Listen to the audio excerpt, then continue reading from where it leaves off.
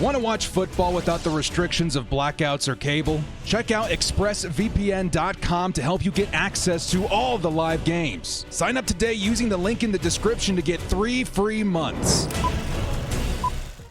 Yo to Bo fam, it's the director. Chargers fans, first off, thanks everybody for the birthday wishes yesterday. As you can see, we probably went a little overboard, slept in a little bit today. Bedhead director in the house. We did want to talk a little bit about the undrafted free agents this week for the Chargers, who, of course, I think when you think undrafted free agents with any particular organization, I think the Chargers are one that certainly stand out. We got, obviously Antonio Gates being one of the best ever, but you also got guys like we're seeing here in Vato, Michael Davis, and of course Austin Eckler, who in most recent years have made a big impact on this team. So I would say that free agency in terms of undrafted guys, something that you do want to pay attention to if you're a Chargers, because if anything, I feel like the Chargers, in terms of depth, in terms of special teams, you do see a decent amount of undrafted guys on the team every single year. But I would say every, 3, maybe 4 years, we see a guy kind of step onto the field as like a big steal, right? Maybe, borderline star. Every once in a while you get a superstar or a stud like Austin Eckler. I think we're kind of due. I think we're kind of due for one of those star players to make their way onto the Chargers roster via undrafted free agents. And I think... excuse me, going through the list of guys that we got this year, I think there's a good chance that we may have gotten that next, guys. So, again, very minimum. I think we got some nice depth, maybe even some special teams upside with some of these guys. We're going to go ahead and grade our undrafted free agents for the 2023 season. So, before we do get started, guys, shout out to the sponsor, Underdog Fantasy. Without a doubt, the best fantasy platform on the web. Use code DIRECTOR to match your first deposit up to $100 to get on the fun there. And with that, let's get into it. Before we do, hit us up with a like and sub if you do enjoy this Chargers content. The small amount of time you guys take to hit the like, sub, and bell notification helps me out a lot. Let's get into it. Lights, camera, action.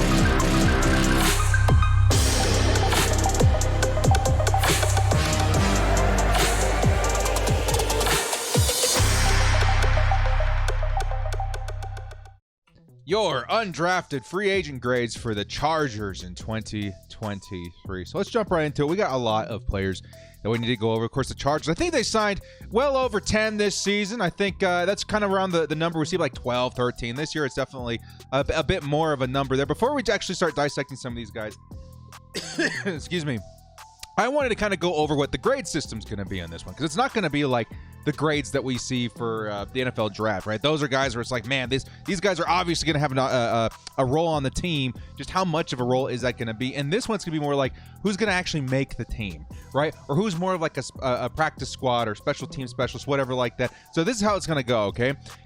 In the A's, you're going to find guys that I think are likely to make the starting roster, okay? Whether it be depth or special teams upside, they're very likely to make the roster. B's are a decent shot at making the roster. Definitely nothing locked. Maybe more of a practice squad guy. C's are almost only a practice squad guy. Very little chance to make the roster.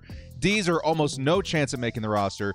Maybe a practice squad guy. Maybe. And then F's are absolutely no shot at making the practice squad or the starting roster, okay? So with that, just keep your expectations. If I say, oh, this guy's a B or an A, it's more in terms of making the roster and actually having some kind of impact with the team rather than becoming the next Austin Eckler, if that makes any sense. All right, so let's start with Tyler Huseman, running back out of North Dakota. And again, I would say the information on these guys is a bit limited. I mean, some of these guys do have some like highlight reels and some version of tape to kind of look through on YouTube or whatever, but for the most part, you're kind of going off of what you're seeing on these like NFL draft prospect sites and things that you're reading up on. So just on the surface from what I'm reading, and yes, some of the highlights I saw of Tyler Huseman, not bad, right? A bigger guy, I think over 6 feet tall, maybe over 200 pounds, looks pretty decent in terms of what they asked him to do. I think this last season, you see him in a lot of short yardage situations. By the way, I think, again, they're kind of using him as that bigger back, kind of the one-cut sort of dude. But he kind of went off this last year, over 1,000 yards, 12 touchdowns. I would say with the team, particularly like the Chargers, breaking into any sort of depth role is going to be a challenge, even at running back, which right now isn't like the most secure with the whole Austin Eckler situation, right? We got Eckler, behind him Joshua Kelly, Isaiah Spiller, and then behind him Larry Roundtree. So we got kind of 4 guys already, but again, it's not very secure. And I think even one of these guys could definitely break into a Larry Roundtree role as like a RB4. Maybe he comes in as, running behind Xander Horvath is a short yardage sort of dude. I think Tyler Huseman has a good shot at maybe competing with a guy like Larry Roundtree to take a new role on the team. But to me, yeah, I think he would be a decent camp body. And has a decent opportunity because, again, he kind of offers something that the Chargers don't already have, and that's kind of size and what he was used in short yardage situations. So, again, here come the grades. I'll kind of give you guys reminders as we go along. I'm going to give Tyler Huseman a grade of a C. I think it's definitely not too bad. I think he's got a C, kind of meaning practice squad with upside, right? So I do think he's going to be a practice squad guy. I do think he's got upside with the team. And I do think that his size and the way that he was utilized, from my eyes at least, in North Dakota, kind of give him a little bit of a shot to have a role with the team if signed as a depth option. Okay, so we're going to go with Tyler Huseman there. Not too bad. Next up, we got Elijah Dotson.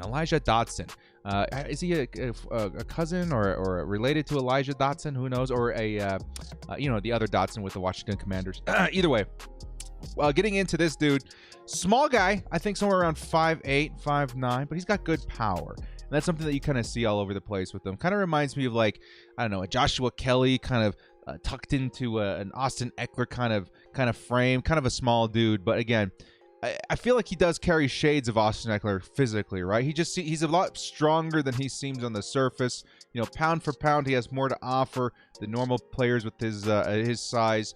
It does kind of feel like he does carry a lot of what Austin Eckler does, but at a much discounted level, right? And again, he also has upside as a returner, which I think does separate him from the pack a little bit in terms of these depth running backs. That does boost his odds to make this team. So again, Elijah Dotson, he looks okay. He looks good, right? Again, kind of a smaller back. If the Chargers wanted to roster him, I would actually have to assume it's because they're a little bit worried about Austin Eckler this season. Otherwise, I don't think there's really any reason to. But again, in terms of the running backs and their ability to maybe make the roster this season, I would give Elijah Dotson like a C+. We'll go with a B-. Elijah Dotson B-. Again, that was going to put you like maybe an okay shot, a decent shot at making the roster. Nothing too firm there. But if anything, I think they're going to have themselves a practice squad guy that kind of carries the traits of an Austin Eckler that they can call on if they get in a desperate situation. But he does have special teams upside as well. I think he has a couple of touchdowns as well as a returner.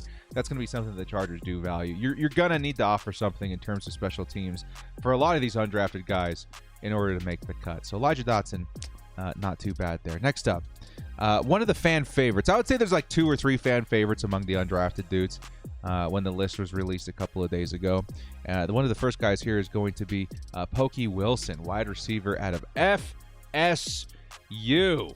Not just Chargers fans. I think I saw a lot of FSU fans, right? Regardless of what NFL team they follow. I saw a lot of FSU fans commenting and posting and leaving their thoughts on Pokey Wilson going to the Chargers. And there's a lot of buzz. There's a lot of buzz around him, right? And I do think, after kind of watching some of his highlights and seeing what he was doing, at FSU, I did see a pretty good all-around talent, right? I think he was, most of the time when he was making a big play for me, it was in the deep part of the field. This guy can work the deep part of the field pretty well. And that just adds another player, I would say, to the arsenal of the Chargers, who have really rebuilt their weapons for Justin Herbert to stretch the field. Your kind of quote-unquote speedsters. Would I call Pokey a speedster? I don't think so, but he's very kind of like shifty, dude. He's kind of wiggly. He kind of reminds me of Kadarius Toney, and that's also because I think Pokey's got some special teams upside as well. I don't remember how much in terms of an impact that he made, but he does remind me of Pokey or of Kadarius Williams or Kadarius Toney in that aspect, because again, he does feel like he's got some upside in special teams. He does feel like he's got some upside as like gadgetry play, kind of like a Darius Davis kind of role that the Chargers already have. But again, the Chargers in years past, when they were able to get more than one speedster involved, it feels like Justin Herbert really popped off. And in this case, the Chargers now all of a sudden have Darius Davis. They got Pokey, and then of course they got Quentin Johnston and Jalen Guyton. So we got options now. It's going to be tough. It's going to be really tough. I would say any wide receiver, I think there's only a couple on this list, is going to have a hard time making this roster, right? And I think you're just going to have things that stand out. I think what Pokey's got going for him is the special teams, is the speed, is the shiftiness. If the Chargers were to add any of the undrafted dudes to the roster, I think Pokey is absolutely my favorite. And I think that the Chargers, again, who are kind of shifting their mindset in terms of wide receiver over these last couple of years, I think they might be able to make space for him on this roster. I like him quite a bit. Again, he's not going to be this huge weapon or whatever, but I like what he adds in terms of depth. I like what he adds in terms of speed. I like what he adds in terms of special teams, and I like what he adds in terms of just that ability to kind of like get open with the shiftiness, the wiggliness, the agility. I like Pokey a lot. I think he's got really good upside to make the team. So I'm going to give him a B+, which again is decent shot at making the roster. I was very close to giving him an A-. Like, he's likely, but again, it's going to be very tough to break into that wide receiver room, which already has a lot of receivers competing for snaps. So Pokey, I like him a lot, B+. Next up, we got Terrell Bynum coming in from USC, another receiver from a respectable program. But the thing with Terrell that I do think kind of works against him is that he wasn't very involved at USC. I don't think he broke like 150 yards. Maybe it was 200 yards. I would say his opportunity went down once he transferred to USC. I think he had a much better run with the Washington Huskies before transferring. I think he had a season where he's in and around 500 yards, I think 4 or 5 touchdowns. And I think that's kind of more telling as to what you're looking for that season in particular in a Terrell Bynum. He looks decent, okay? As a player, I think he looks okay. His size, speed, very average, but he works the slot pretty well. I would say if you're looking for a slot backup, a guy that's, maybe a little bit of that Michael Bandy role, sort of, but bigger, right? Because I think he's like 6 feet tall. Then I think Terrell Bynum kind of fits the narrative. But again, it's already going to be really tough to break into the wide receiver room. I honestly don't think that Terrell's going to break through. I think, especially with Pokey out there and the Chargers' depth already looking kind of crowded, I think it's going to be really tough for him to break in. But I'm going to give him a D+. Which again, I think it's no chance of making the roster, or I should say almost no chance of making the roster, but I do think he has some chance of making the practice squad because the Chargers did move on from Michael Bandy, and he kind of, I feel like, could play a similar role, give it a probably bigger frame. Okay, so let's go ahead and take a look at that. Next up, the last player I think on offense, right? Or a couple of players, I should say, in skill position. Another fan favorite. We had a couple fan favorites. We had Pokey out there. This next guy, Michael Ezeke, tight end, UCLA. And of course, I think you're going to find some Chargers fans in the area, right? UCLA, they're going to love the ad. And I saw a lot of love for him, like just right away when I posted his name on Twitter. And I went through Twitter kind of looking for some highlights, looking for some plays to post on Twitter. And in doing so, I kind of got sucked into some of the plays that he made out there. There's one game that he had 3 touchdowns, right? And it looks like he really was part of that offense. But I would say that's almost a little misleading because he didn't have the most productive career at UCLA, be it a longer one. But I think what I saw got me excited enough, right, for him to compete for a backup tight end position on this team. Because right now the tight ends for me, they look good, right? We got Everett, we got Parham, we got McKitty, and then the Chargers, who tend to like to roster 4 tight ends, we've seen plenty of Stone Smart out there. I don't know if you guys remember him, Stone Smart. I would say this guy does have a good shot at beating out Stone Smart, and here's why. I think Michael Ezeke, I think is how you say his name, kind of fits what the Chargers like at tight end quite a bit, right? A former wide receiver, converted to tight end. He put on a ton of weight, something like 30 pounds, and found himself as a good option in terms of a weapon in UCLA. Good hands, I would say.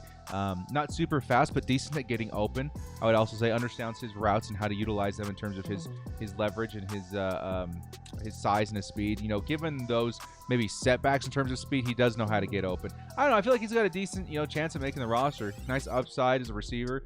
I would say as a blocker as well, a little bit. I would say he's not terrible. He's certainly not like an elite blocker out there. He's going to work on his pad level, but he's pretty good. I would say overall, I think he's got a good shot at beating out Stone Smart. And I would say for that, I'm going to give him a grade of a B+. I would say that, seeing Ezeke on the Chargers roster in 2023 would not be the most shocking thing in the world to me, at least. Next up, we got Nicholas Millsap, offensive lineman at a Delta State. Very, very small school for a very, very big man. I chose this photo because, can you guys guess which one it is? One of these things is not like the other. One of these things is a monster. That big dude right there in the middle, I think playing right guard. That's going to be Nicholas Millsap. Huge dude. Huge dude. Moves very well given his stature. Nice power. But again, these guys from these small schools, I'll be honest with you guys, it's really hard. It's really hard to find anything to read up on them. There was a couple interviews of himself, talking about his game. There's a couple, tiny little articles out there. But just kind of give him the very limited exposure I've had to watching him. He looks good. He moves good.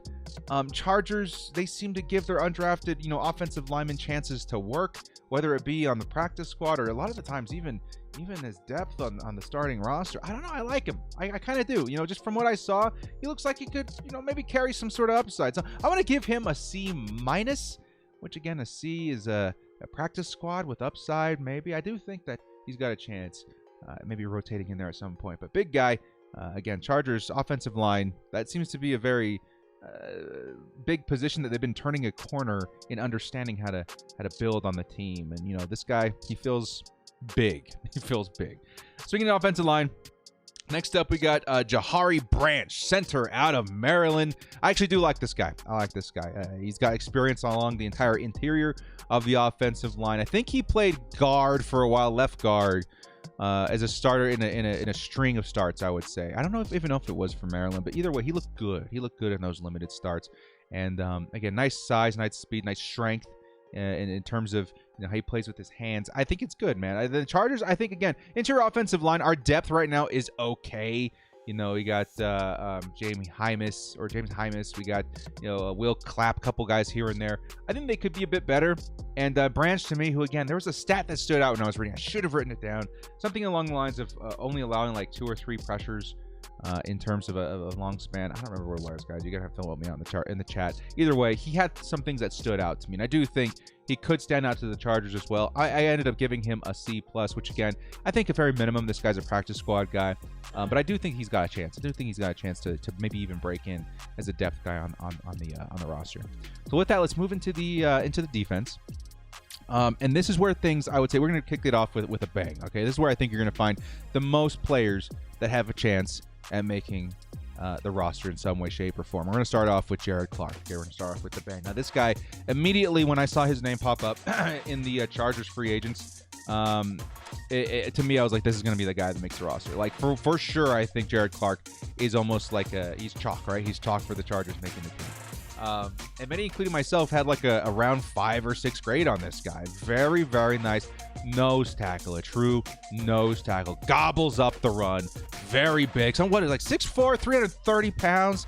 Like, this guy's fantastic. He's fantastic. And I think, again, in terms of making the roster, I think his play does a lot for him. Again, I think, seeing him go undrafted was kind of a shock. But at the same time, I think the Chargers have an opening for this guy. We're talking about Ajomo a lot during the draft, and that's because the Chargers, after letting go of Christian Covington and Braden Fayoko, and we already have a injured Tito down the depth chart right now, I think we had an opening at defensive line, and we ended up getting one of the best you can probably get, I would say even possibly get, in the undrafted free agent market. So I like that quite a bit, man. I think Jared Clark, again, true nose tackle, gobbles up the run very well, converted from tight end, so his footwork is surprisingly crisp for his size. Big dude. Chargers defensive line depth, they needed help. I think they got help. I would absolutely expect Clark to make the cut. I'm going to go ahead and give him a grade of an A. This dude, again, I would say is a slam dunk. I'd be very shocked if he doesn't make the roster. All right. Next up, we got Terence Lang coming in from Colorado, edge player, which, again, I'm going to say we have all our 3 edge players kind of coming up back to back. It's going to be very tough for me to see any of these guys to make the roster, if I'm being honest. The Chargers competition at edge is once again very stiff. And, of course, now we got the 3rd guy in Tooley to rotate in there already. We got Chris Rumpf in there. You could make a case that maybe the Chargers are looking for one more guy. But, again, I would say it's already a little bit crowded. So let's kind of take a look at Terrence first, right? And these guys, I do think they all offer kind of a little bit of everything. Terrence first shows great upside versus the run, right? So this is going to be the guy that you kind of set out there to help you out on those running downs, I suppose. Very strong, too. He's got good strength. He's got, the ability to push. But he is limited in his pass rushing skill set, in my opinion. And, again, the Chargers' depth at edge is very stiff. The competition is very, very stiff. So I'm going to have to give this guy a grade of a D. I would say, I don't think there's a big shot at him making the roster. I would say more than likely if he does stay with the team, it's going to be on the practice squad.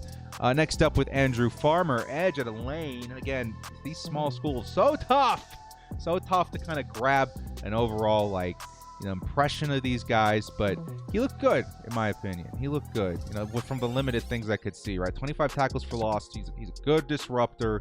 I would say again, he kind of grades out as kind of like the perfectly average guy. You guys see that movie, Free Guy? You guys see Free Guy? I would say that he's the perfect average linebacker. And I would say there's really nothing wrong with that, right? That can be your superpower. But I'm going to give him a grade of a C-. I would say he's okay. I think he stands out more than Lang to me.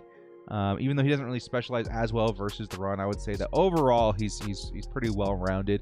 And then lastly, I would say my favorite of the three, I saved him for last on purpose, is Brevin Allen, edge out of Campbell.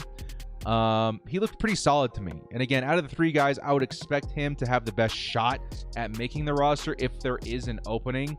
This guy had a career high of 11 sacks and 26 hurries in 2021, I will say. In 2021 was his best season. And he looked pretty good in that season, man. Very fast, very strong, 6'4", 265 pounds. All around, I think Brevin Allen, it does stand out as an impressive dude to me. I would almost say, like, why wasn't he drafted, right? I was looking for it. I was like, why wasn't this guy drafted at least in the 6th or 7th round? And that ends up being a good problem for the Chargers, I would say. I like Allen's chances to make the roster if there's a position available. Again, very fast, very strong. He's shown, good production, even if it's in a small program. I'm going to give him a B+ in making the team, which again translates to a decent shot at making the roster. I think he's got a decent shot. If anything, I think he's definitely very good practice squad material. All right. Next up at linebacker, middle linebacker, got this guy Nathan East, who has like the most limited amount of photographs that you can grab for any position in the undrafted guys. This guy out of Samford, the Chargers, I would say we're looking surprisingly good at linebacker, right? All of a sudden, we were really worried about the whole Drew Tranquil situation, but then we go out and get Eric Kendricks. We draft Henley. We're looking pretty good all of a sudden, right? And again, it kind of creates a position where it might be hard to break into, even in terms of depth. I think special teams is really where you're going to have to stand out in order to get drafted, or I should say added from the linebacker spot. And I think that's why Nathan East was maybe picked up here at the tail end, because he looks pretty solid in most aspects, right? Fast, shifty. He's a great tackler. I would say he looks like a pretty clean tackler, and he does scream special teams upside to me, right? He is a bit smaller, 6'1", but physically, I would say he looks good. And again, with Nick Neiman out there, Ogbog, Bamiga, depending on how they're going to be utilizing these guys going forward, you might have a chance of getting a guy like Nathan East in there as a special teamer. So I'm going to give him a C+, which is probably not going to be on the roster, but definitely at least a camp guy to me. Next up, my favorite linebacker. It's going to be Michael Jones, linebacker at Syracuse. There's a couple of stats on this guy that really, really stand out. I don't know if you guys remember. I posted on my Twitter stats of the best coverage grades from the linebacker position since 2021.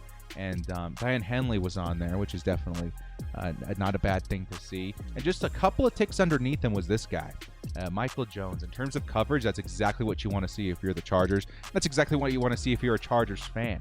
Now, Jones, I think, was graded as a late day 3 pick by a lot of people. The Chargers ended up snatching him up undrafted, which is very nice. And again, I do think this guy flew under the radar as one of the better coverage linebackers in the draft. Because again, I think the NFL as a whole is kind of changing. Like, they're asking their linebackers to do so much more in terms of coverage. It's almost like might as well get a bunch of safeties out there. But I liked Michael Jones a lot. Again, I think that he's going to do a good job in terms of the Chargers asking him to cover. I think he's got some special teams upside. I think the only thing's really holding him back was his size and his very, very crappy RAS score. Like, surprisingly crappy. Like, if there was an award for the most crappy, it might have gone to Michael Jones. But if you have the foresight to maybe look past that, this guy was pretty good, man. He did everything. 8.5 sacks, 4 forced fumbles, 4 interceptions over his career at Syracuse.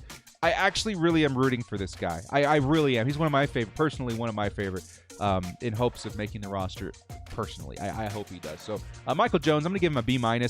My personal grade. I think realistically it's like a C-, but I think B- for me. I think he has a lot to offer. I think he's got a lot to offer. Next up at DB, we got Tyler Baker-Williams, safety out of North Carolina State. These DBs, again, DB, it's going to be another one of those positions that's going to be very difficult to break into, even at depth for the Chargers on corner. Dean Leonard, Jasir Taylor, those guys, the Chargers drafted him last year late, and they actually did things. I think Dean Leonard more in terms of special teams. He started to really turn a corner as a special teamer.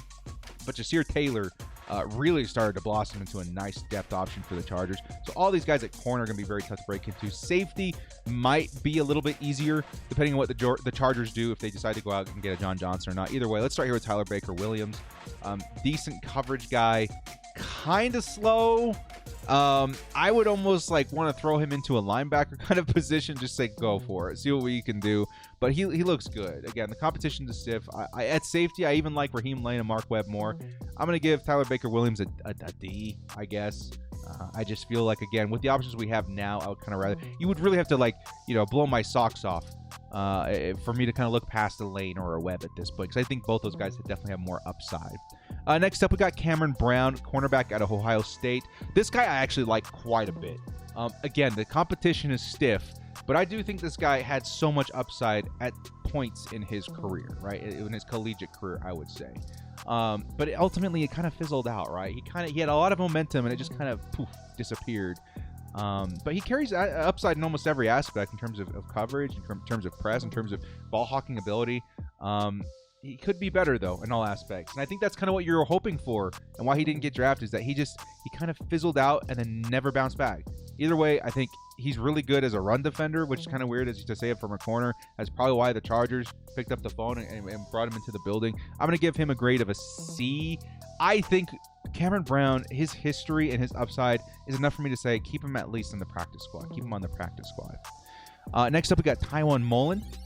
And this, to me, is probably the most likely DB to make the roster if there is a spot available, right? I think Mullen has the best chance at breaking in.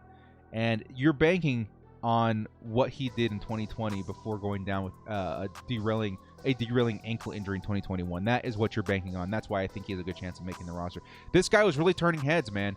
At the time, he was on track to be a top corner in the nation before that injury. He was looking crazy in almost every aspect, right? He was great in man coverage, really tough to beat.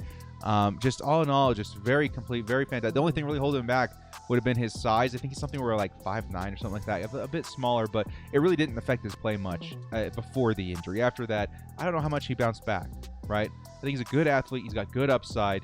And I do think the Chargers, again, might have an opening at nickel corner in terms of depth. So I'm going to give him a B+. I like a lot what I saw.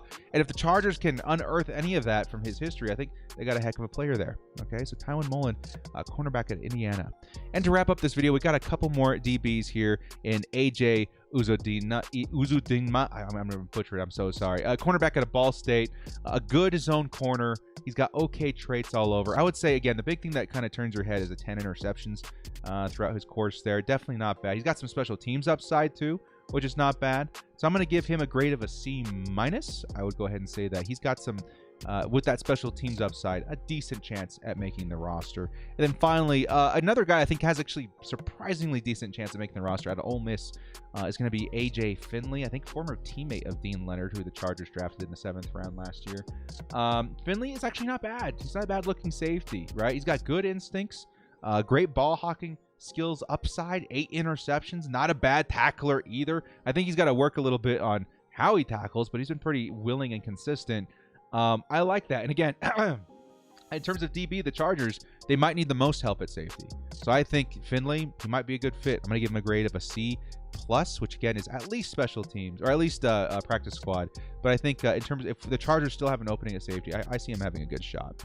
So all in all, guys, I don't know. Should I give an all-in-all grade of the undrafted free agents? I'm going to give them an overall grade of like a C+. And that's definitely not bad. That's definitely not bad. That means that there's a decent amount of guys that I think could make some kind of impact. So that's definitely not bad. You guys in the comment section below, you let me know some of your favorite guys. I would say if I were to choose any guy to make the roster, obviously it's going to be Jared Clark. But I do think I have a feeling about guys like Ezeke. Pokey Wilson, for some reason, just feels like he's going to make the roster, even though we're so stacked at wide receiver. And Taiwan Mullen kind of feels right to me. So you guys let me know in the comment section below what you think. Well, guys, thank you so much for joining me. This has been The Director. If you liked what you saw here, hit us up with a like and sub on your way out. We'll see you next time. And as always, bolt up, stay frosty, and happy Star Wars Day yesterday and my birthday. Love you guys. Bye.